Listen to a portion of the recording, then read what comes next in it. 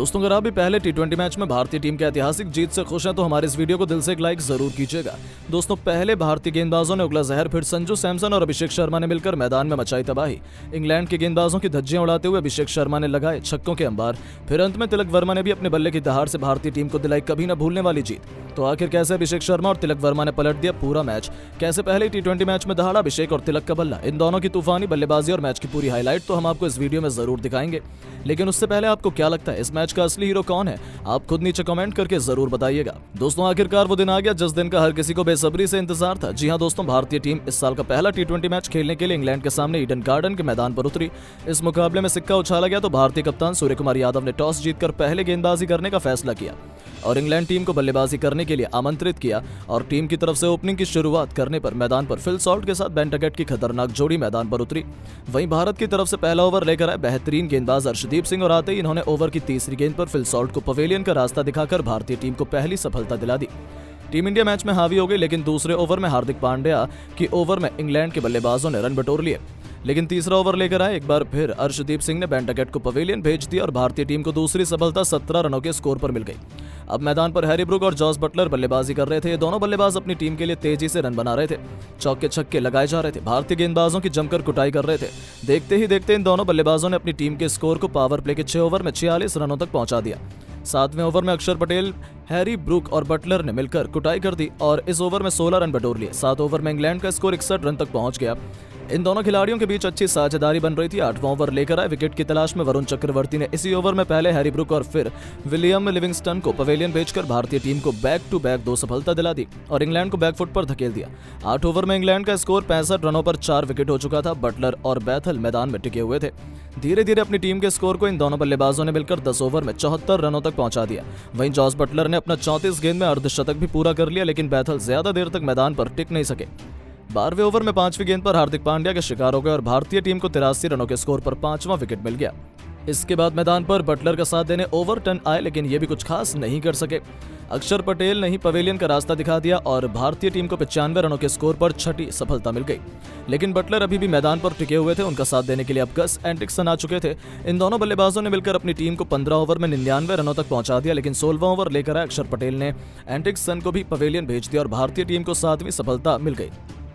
17 over लेकर आए एक बार फिर वरुण चक्रवर्ती ने इस बार जॉस बटलर को पवेलियन भेजकर टीम इंडिया को 8वीं सफलता 109 रनों के स्कोर पर दिला दी। बटलर अपनी टीम के लिए 68 रनों की बेमिसाल पारी खेलकर पवेलियन लौट गए। इंग्लैंड की टीम पूरी तरह बिखर गई। अंतिम ओवर में हार्दिक पांड्या ने जोफ्रा आर्चर को भी पवेलियन भेज दिया और इंग्लैंड की टीम ने 130 रनों के स्कोर पर अपने 9 बल्लेबाज खो दिए थे और इंग्लैंड की टीम ने भारत के सामने 20 ओवर में केवल 133 रनों के स्कोर पर पूरी टीम ऑल आउट कर दी और भारतीय टीम के सामने छोटा सा लक्ष्य रखा। इस लक्ष्य का पीछा करने उतरे भारत के 2 खूंखार बल्लेबाज अभिषेक शर्मा और संजू सैमसन। वहीं इंग्लैंड की तरफ से पहले ओवर लेकर आए जोफ्रा आर्चर खतरनाक गेंदबाजी का नजारा दिखा रहे थे, भारतीय बल्लेबाजों को खूब परेशान किया। पहले ओवर में इंडिया का स्कोर केवल 1 रन तक पहुंच पाया। वहीं इंग्लैंड की तरफ से दूसरा ओवर लेकर आए एंडरसन। इनका स्वागत संजू सैमसन ने पहली गेंद पर शानदार चौका लगाकर किया।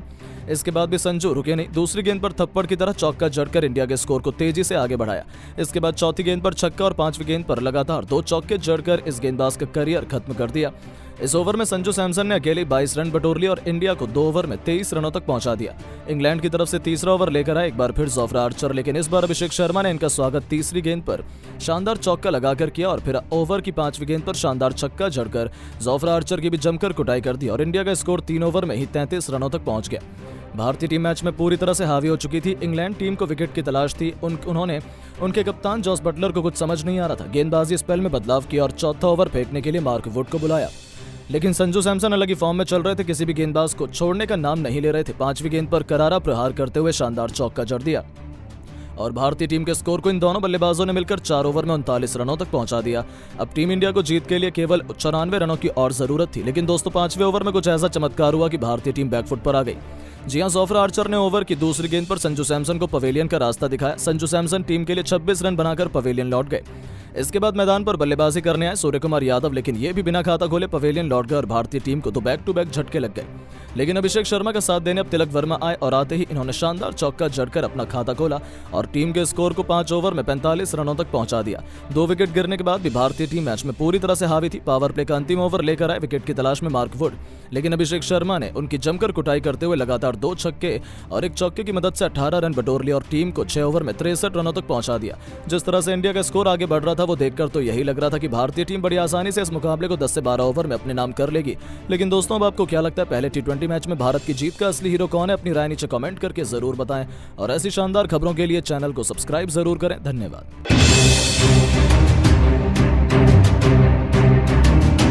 दोस्तों, अगर आप भी भारत और इंग्लैंड के बीच पहला T20 मैच देखने के लिए उत्साहित हैं तो वीडियो को लाइक जरूर कीजिएगा। दोस्तों, ईडन गार्डन के मैदान पर पहले T20 मैच में गेंदबाज अर्शदीप सिंह ने ऐसी गेंदबाजी करी कि इंग्लैंड के बड़े बड़े बल्लेबाजों को घुटने टेकने पर मजबूर कर दिया।